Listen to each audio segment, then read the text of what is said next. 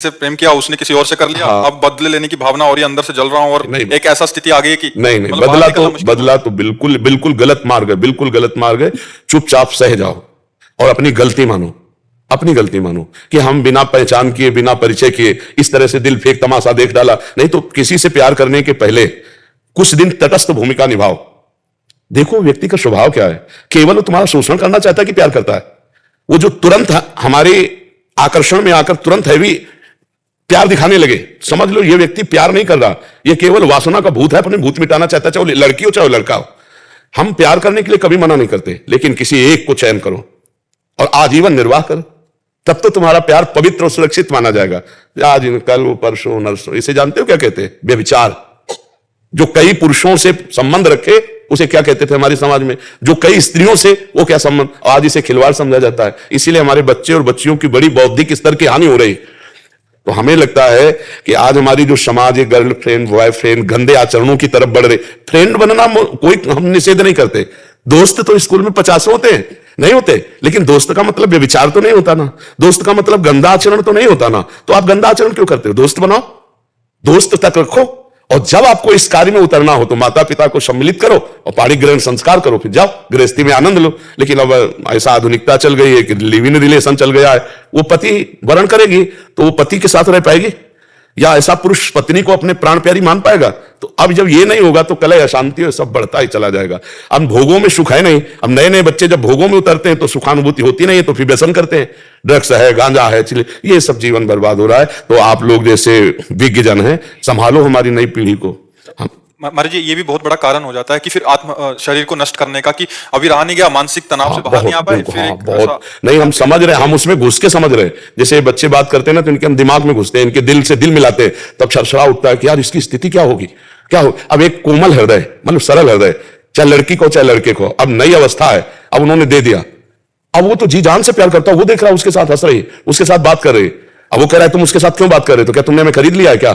अब उसके जो हृदय में बीतती है, क्योंकि उसने आसक्ति कर लिया ना। आसक्ति का मतलब होता है कर लिया, अब वापस होना मुश्किल है, जैसे दलदल में फंस गया, निकलना मुश्किल है। अब वो आसक्ति से पीड़ित है तो नशा करे और नशे में अपने को व्यतीत करे तो फिर और परेशानी होती। बहुत सोच समझ के, बहुत सोच समझ, ये जीवन नष्ट होने वाला नहीं, ये जीवन खत्म। दूसरा तीसरा, हमको जीवन का तार तोड़ना है, दुख और सुख के ऊपर उठना है, हमें महान बनना है यार। इसलिए नाम जप करो और ये कभी, ये तो सोचना मत, बुरा स्वप्न मान के छोड़ दो, कभी सामने भी दिखाई दे तो मत, कभी नहीं, ऐसा कभी मत करना, नहीं जीवन बर्बाद हो जाएगा, जेल भोगोगे, नरक जाओगे, समझ रहे हो? ऐसे कोई ना कुछ फिर तुम्हारे भाग्य के अनुसार मिल जाएगी। ब्याह करो, आनंद से रहो, समझ रहे हो? गलत कदम मत उठाना। तो ऐसा होता है, इसीलिए जब बच्चे बड़े की बात नहीं मानते। हाँ बिल्कुल, माता पिता का अनुशासन बच्चों को मानना ही चाहिए, मानना ही चाहिए।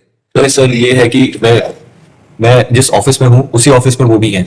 अब ये हो गया है कि मैंने घर पे बात कर ली थी, उसके बाद अब उन्होंने बहुत कृपा हो गई, बच्चा नहीं ब्याह होने के बाद बदल जाती तो फिर क्या होता? बहुत कृपा हो गई। इस पे प्रसन्न रहो कि बुरा संग होने के पहले हम बच गए। भगवान की कृपा मनाओ ना, और उसको प्रणाम करो कि आपने असली रूप लिया, पहले दिखा दिया, बाद में दिखाती तो हम किसी काम के नहीं रह जाते। इसलिए उसी ऑफिस में जाना पड़ता है। कोई फर्क नहीं पड़ता। अरे कोई नहीं, बहादुर बन रे, बहादुर बन, तो दिखा कि मैं तेरे से अच्छा हूं, मुझे तेरी जरूरत नहीं। और जब दोस्त हंसे तो तुम भी हंस दो यार, पागलों के बीच में हंसने में क्या जाता है?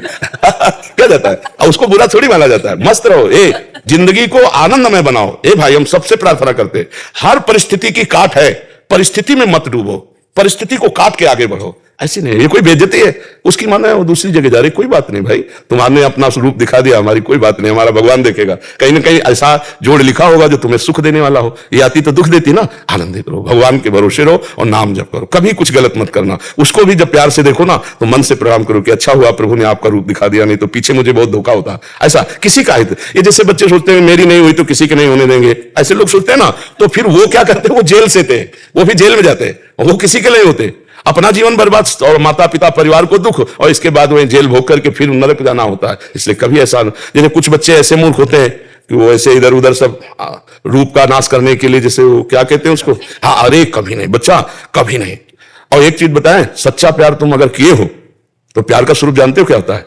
अगर तुम्हें उससे सुख मिल रहा है तो मैं तुम्हें कभी नहीं देखूंगा, सुखी रहो, भगवान तुम्हें सुखी रखे, जाओ उधर। इसे प्यार कहते हैं। प्यार कहे होता है कि ठीक है मैं तुम्हारे योग्य नहीं हूं, अगर तुम्हें अच्छा कोई मिल गया है तो तुम सुखी रहो, आनंदित रहो, भगवान तुम्हारा मंगल करे, हमें तो भगवान के साथ। ऐसे चला जाता है, तुमने उसे प्यार किया तो उसको आशीर्वाद दीजिए, जाओ जहां तुम्हें सुख, तुम अच्छा सोचो, उसको तो निगेटिव फल मिलेगा ही, जो निगेटिव चलता है उसको नकारात्मक फल मिलता है। तुम सकारात्मक, आज हमारे पास आए हो ना, तो तुम अपने प्यार को आशीर्वाद दो कि हमने तो तुम्हें प्यार किया, तुम भले प्यार न करो, तुम्हारा मंगल हो, भगवान तुम्हें सुखी रखें। ये मार्ग है, ये अपना मार्ग है। ठीक है, शांत, अब तो बदला लेने की चले।